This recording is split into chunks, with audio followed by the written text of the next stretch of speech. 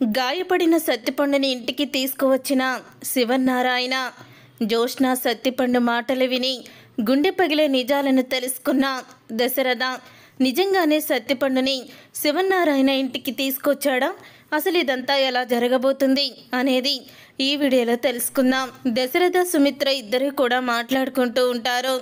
జోష్న గురించి మనం ఏదైనా ఆలోచించాలి, జోష్న భవిష్యత్తు అలా ఉండిపోవాల్సిందేనా అని అంటూ ఉంటుంది సుమిత్ర. అప్పుడే ఇక కార్తీక్ వచ్చి, నిజంగా చిన్నమ్మగారు ఇప్పుడు కరెక్ట్గా మాట్లాడారు, కూతురు జీవితం కోసం ఆవిడ తప్పించిపోతుంది, మరి ఏదోటి చెయ్యండి చిన్నయ్య గారు అని అంటూ ఉంటాడు కార్తీక్. అయితే అప్పుడే ఇక దశరథ అయితే, ఏం చేయమంటావురా, అసలు మనం ఏమడిగినా సరే తను మాత్రం పెళ్ళికి ఒప్పుకోదు. ఇప్పుడు గౌతమ్ చెడ్డవాడు అని తెలిసి 2 సార్లు తన నిశ్చితార్థం ఆగిపోయింది. మళ్ళీ ఇప్పుడు తనకి పెళ్ళంటే తను మాత్రం సిద్ధంగా ఉండదు. చూద్దాం, కొన్ని రోజులు అయ్యాక అప్పుడు మళ్ళీ పెళ్లి ప్రస్తావన జోష్న దగ్గర తీసుకురావాలి అని అంటూ ఉంటాడు దశరథ. అయితే అప్పుడే కార్తీక్ అయితే, నేనంటే అన్నానంటారు కానీ నేను చెప్పేది వినండి. ఇప్పుడు జోష్నకి తెలియకుండానే కొన్ని పెళ్లి సంబంధాలు ముందుగానే చూసి ఎంక్వైరీ చేయండి. అప్పుడు జోష్నాని ఈ పెళ్ళి ఇష్టమా కాదా అని అబ్బాయి ఫోటో చూపించి, అప్పుడు అంతా కూడా ఓకే అయ్యాక అతనికి ఎటువంటి దురలవాట్లు చెడ్డవాడు కాదు అని తెలిసాకే జోష్న దగ్గరికి ఆ సంబంధం తీసుకువెళ్ళండి అని అంటూ ఉంటాడు కార్తీక్. అయితే అప్పుడే ఇక దశరథ అయితే, నువ్వు చెప్పింది కూడా కరెక్టేరా, మొత్తం ఎంక్వైరీ చేసి అబ్బాయి బుద్ధిమంతుడని తెలుసుకున్నాకే జోష్న దగ్గరికి పెళ్లి కొడుకు ఫోటోని తీసుకువెళ్ళాలి. అంతే తప్ప ముందు నుంచే జోష్నాకి ఈ అబ్బాయే నిన్ను చేసుకునేవాడు అంటూ తనలో ఆశలు రేపకూడదు అని అంటూ ఉంటాడు దశరథ. ఇంతలో ఇక శివన్నారాయణ ఇంటికైతే వస్తాడు. దశరథ అని పిలుస్తాడు. ఏంటి నాన్న?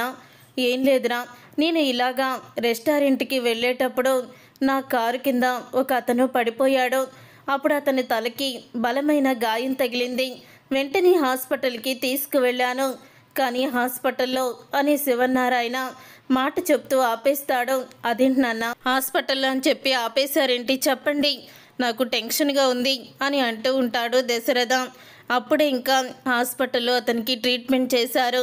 అతని ప్రాణాలకి ఎటువంటి ప్రమాదం లేదు, కానీ తనకి దెబ్బ తగిలి మతిస్థిమితం పోయింది, తను గతం మర్చిపోయాడు అని అంటూ ఉంటే ఆ మాట విని అందరూ కూడా షాక్ అయిపోతూ ఉంటారు. అయినా నేను ఇక్కడ డ్రైవర్గా ఉన్నాను కదా, మీరెందుకు ఒంటరిగా వెళ్ళారు అని అడుగుతూ ఉంటాడు కార్తీక్. అయితే ఇక్కడే కదా వెళ్ళొచ్చేద్దాంలే అని చెప్పి వెళ్ళాము, కానీ ఇలా జరుగుతుందని అస్సలు కూడా అనుకోలేదు అని శివన్నారాయణ అంటూ ఉంటాడు. మరి ఇప్పుడు అతనికి ఇప్పుడు ఎలా ఉంది నాన్న? ఇప్పుడు మరి అతన్ని మీరు ఎక్కడ పెట్టారు?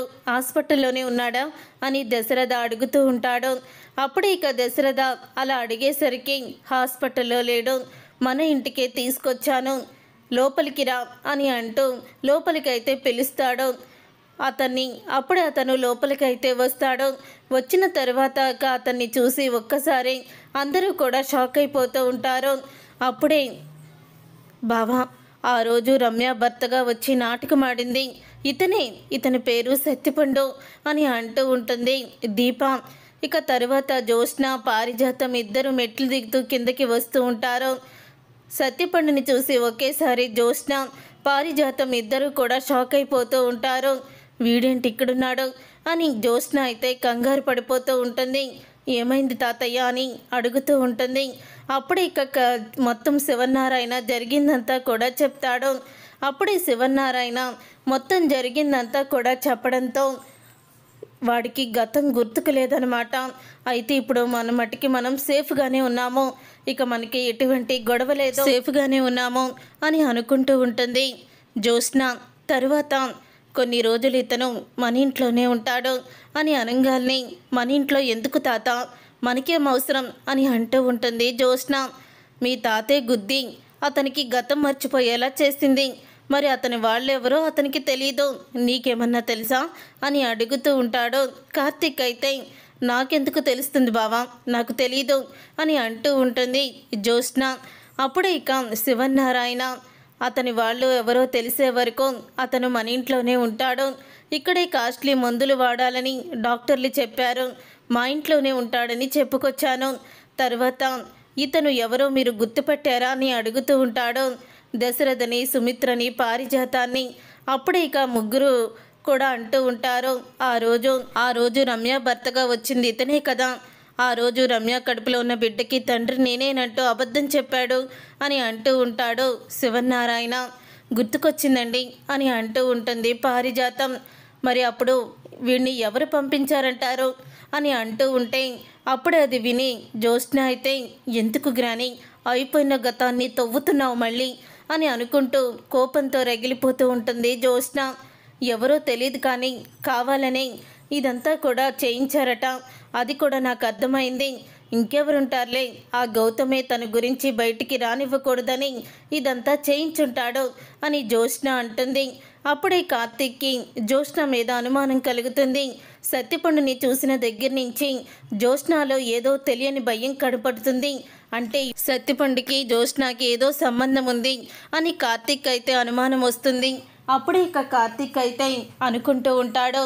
ఇక కార్తీక్ అయితే అంటూ ఉంటాడు, మీకేమన్నా అతను తెలుసా అని జ్యోత్స్నని అడుగుతూ ఉంటే, అతనెవరో కూడా నాకు తెలీదు అని జ్యోత్స్న గదిలోకి వెళ్ళిపోతుంది. అప్పుడే ఇంకా కార్తీక్ వీడిని తీసుకువెళ్ళి అక్కడ గెస్ట్ హౌస్ ఉంది కదా బయట గదిలో, అక్కడ పెట్టు అని అంటూ ఉంటే ఇక కార్తీక్ అతన్ని తీసుకువెళ్ళి ఆ గది దగ్గర అయితే పెడతాడు. తర్వాత ఇక దశరథ బాల్కనీలో నించొని ఉంటాడు. అంతా కూడా చీకటి పడుతుంది. జ్యోత్స్న అయితే అప్పుడే గెస్ట్ హౌస్ దగ్గరికి వెళ్తూ ఉంటుంది. అలా గెస్ట్ హౌస్ దగ్గరికి చీకటి పడిన తర్వాత వెళ్తూ ఉన్న జ్యోత్స్నని చూసి దశరథ షాక్ అయిపోతూ ఉంటాడు. అసలు ఈ టైంలో జ్యోత్స్న గెస్ట్ హౌస్కి ఎందుకు వెళ్తుంది, అక్కడ సత్యపండు ఒక్కడే కదా ఉన్నాడు అని అనుకుంటూ వెనకాలే దశరథ అయితే జ్యోత్స్నని ఫాలో అవుతూ వెళ్తాడు. అప్పుడే ఇక జ్యోత్స్న అయితే ఇక సత్యపండుని, రే సత్యపండు, ఇక నీ డ్రామాలు చాలు, నోరు మూసుకొని నాతో సరిగ్గా మాట్లాడు, గతం మర్చిపోయిన వాళ్ళ నువ్వు నటించేస్తే సరిపోతుందనుకుంటున్నావా అని అంటూ ఉంటుంది జ్యోత్స్న. అప్పుడే ఇక కిటికీలో నుంచి ఇదంతా కూడా చూస్తూనే ఉంటాడు దశరథ అయితే. ఇక చూస్తూ అంటే సత్యపండు ముందే జ్యోత్స్నకి తెలుసన్నమాట. ఏమీ తెలియని దానిలాగా అందరి ముందు భలే నటించింది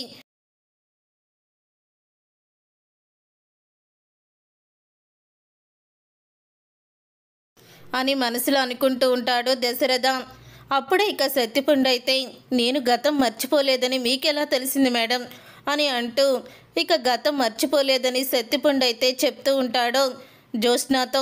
అప్పుడే అది విని ఒక్కసారే దశరథ షాక్ అయిపోతూ ఉంటాడు. అప్పుడే జ్యోత్స్న అయితే, అసలు నువ్వెందుకు ఇక్కడికి వచ్చావో, గతం మర్చిపోకపోతే నీకు ఇల్లు గుర్తే కదా, ఎందుకు ఇక్కడికి రావాల్సి వచ్చింది అని జ్యోత్స్న అడుగుతూ ఉంటుంది. ఏం చేయమంటారు మేడం, మీరిచ్చిన డబ్బులన్నీ కూడా అయిపోయాయి కాబట్టి మళ్ళీ డబ్బుల కోసం మీకు ఫోన్ చేస్తే మీరు రారు, అందుకే డైరెక్ట్గా ఇక్కడికే వచ్చేసాను.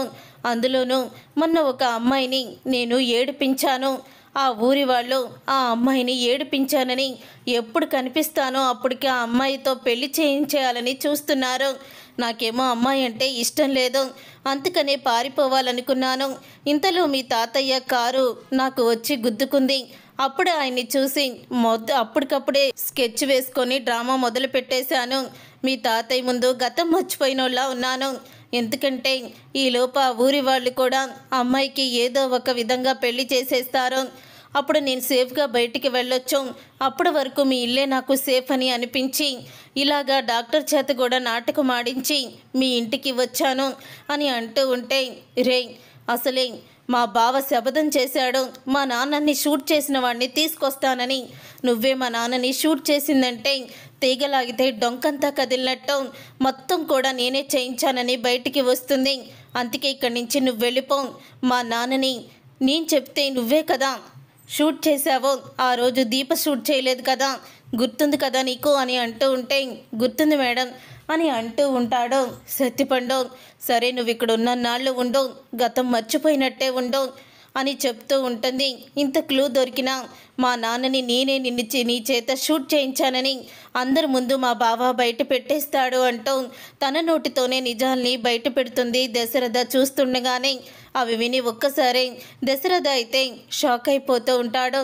ఇక దశరథ షాక్ అయిపోతూ నా కూతురే నన్ను చంపించాలని చూసిందా, కేవలం దీపక్ కోసం ఇదంతా చేసిందా, అసలు ఇది మనిషేనా అంటూ నిజాలు తెలుసుకొని ఒక్కసారే షాక్ అయిపోతూ ఉంటాడు దశరథ. అయితే చూసారుగా ఫ్రెండ్స్, రాబోయే కథలో ఖచ్చితంగా ఇలాగే జరగబోతుంది.